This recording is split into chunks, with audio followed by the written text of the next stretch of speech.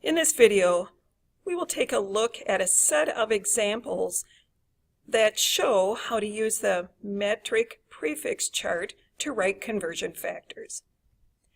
In this first example, they're asking us to relate millimeters to centimeters. The first step is to determine where the 1 will go. In other words, we need to find which of these is larger, centimeters or millimeters. To do that, we look at the prefix that is the furthest to the left on the chart. C for centi and M for milli has the following. Since centimeter is furthest, that is where our 1 will go. Next, we will determine the other number by counting the number of spaces between centi and milli. There is only one space. This space is equal to 10, giving us then the conversion value of 1 centimeter is equal to 10 millimeters. Here in problem 2, they're asking for a conversion factor that relates kilometers and meters. Which is larger? We look at our prefix. K is for kilo. Our meter has no prefix, so it's at the base. Since kilo is leftmost on the prefix chart, that's where the 1 will go. To determine the other number, we count the number of spaces between these two. There are 3 spaces, each equal to 10. Multiplying these together gives us the conversion factor of 1 kilometer is equal to 1,000 meters. This problem is asking for a relationship between deciliters and milliliters. Where does the 1 go? Which is the largest? D for deci and M for milli. We see deci is furthest to the left. That's where our 1 will go. Next, count the number of spaces, each space having a value or power of 10. Multiplying gives us then 10 times 10 or 100 milliliters, equivalent to the 1 deciliter. In problem 4, they're asking for a relationship between milliliters and liters. Where the 1 will go is on the larger of these two.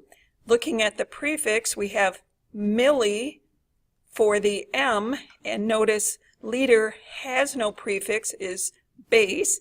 Base being on the left then dictates that the 1 will go on liters. The other number for this conversion factor is determined by counting the number of spaces between these two. We see there's 3 spaces, each with a power of 10.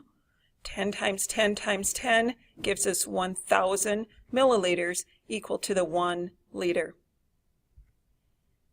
Here we have the conversion between centimeters and meters.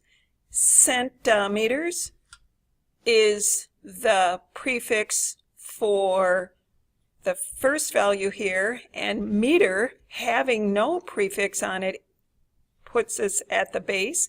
We see the base is furthest to the left. That's where the 1 will go. Count the number of spaces. 2 spaces, each with a power of 10. 10 times 10 leads us to 100 for our value here. 100 centimeters then is equal to 1 meter.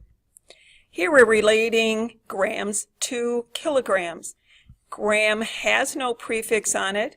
K for kilo gives us the following, showing that kilo is leftmost. That's where the 1 will go. Counting the number of spaces, we have 3, each with a power of 10. 10 times itself 3 times gives us 1,000. So we have 1,000 grams is equivalent to 1 kilogram. Here we're going to find a relationship between deciliters and microliters. Using the prefix chart to determine where the 1 goes, D for deci and mu, this symbol here from the Greek alphabet, or short for micro, we see that deci is leftmost, that's where our 1 will go. Counting our spaces, each with a power of 10, gives us 5 tens, in other words 10 to the power of 5, which is equivalent to 100,000, leading us to the conversion factor 1 deciliter is equal to 100,000 microliters.